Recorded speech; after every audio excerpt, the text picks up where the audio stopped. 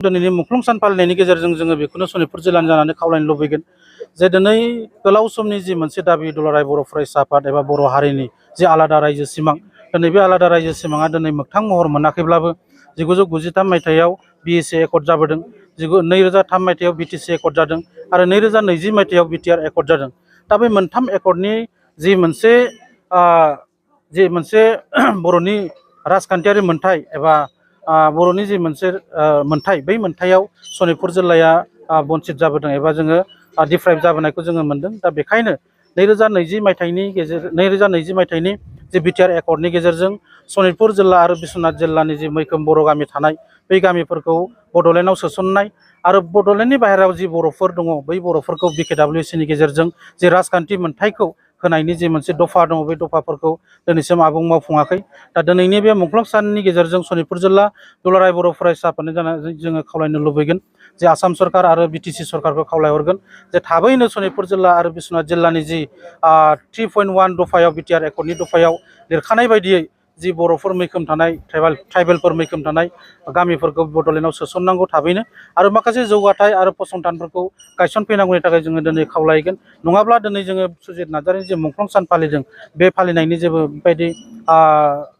भेलुआ हयथ' थाहैनाय नङा। जों मुंख्लंफोरखौ जोङो मान होनांगोन आरो बे मुंख्लंफोरनि जि बावसोमलांनाय बे बावसोमनायखौ जोङो बर' हारिनि थाखायनो जोङो बावसोमनाय होननानै बुंनांगोन आरो बे बर' हारिनि बावसोमनाया जों सनितपुर जिल्लानिफ्रायबो खम नङा एबा बिश्वनाथ जिल्लानिफ्रायबो खम नङा। दा बेखायनो फैबाय थानाय समाव BTC सरकार आरो आसाम सरकार खावलायदों थाबैनो जाहाथे BTC आरो BTR एकर्डनि जायफोर आद्रा थाबावनाय दफाफोर बे दफाखौ थाबैनो मावफुंना होनांगौनि थाखाय जोङो खावलायगोन। दिनै सनितपुर जिल्ला दुलाराय बर' फरायसा आफादा 39थि बड'लेण्ड मुंख्लं सानखौ जिल्लानि सिङावनो थानाय नैबे खैलाजुलि दख्ला दुलाराय बर' फरायसा आफादनि बेंकआव थानाय लकेश्वर ब्रह्म गेजेरारि गोजौ फरायसालिनि लांगोनायाव मेहेरगोनाङै खुंफुंदों। दा बेखौनो दिनै सनितपुर जिल्ला दुलाराय बर' फरायसा आफादनि जानानै गासै बर' रायजो राजा बिथांमोननिसिम जोङो खावलायनो सानगोन जुदि सिमां आरो थांखिजों दुलाराय बर' फरायसा आफादनि बै समनि 1987 मायथाइयाव जि सोमावसारनाय बे सोमावसारनायनि गेजेरजों जे आलादा रायजो सिमां बर'फोरनि जे मोनसे गिदिरथार सिमां जे बर'नि राव हारिमु थुनलाइ थामोनथा रैखाथि राजखान्थि रांखान्थि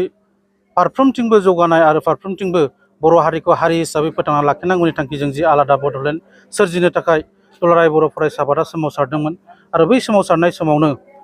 न' फारसे थांफिननाय समाव जि दुथांफोरा अन्थाइ खुबैनानै बै समनि सोमावसारनायाव बाहागो लागिरि सुजित नार्जारि जि समाव बिथांनि बैसोआ 12 बोसोर बैसोमोन। दा बै समाव बिथांमोनखौ सोमावसारगिरिफोरखौ लामायाव अन्थाइ खुबैनायनि गेजेरजों जि सोमावसारगिरिफोरखौ आघात खालामो आरो बेयावनो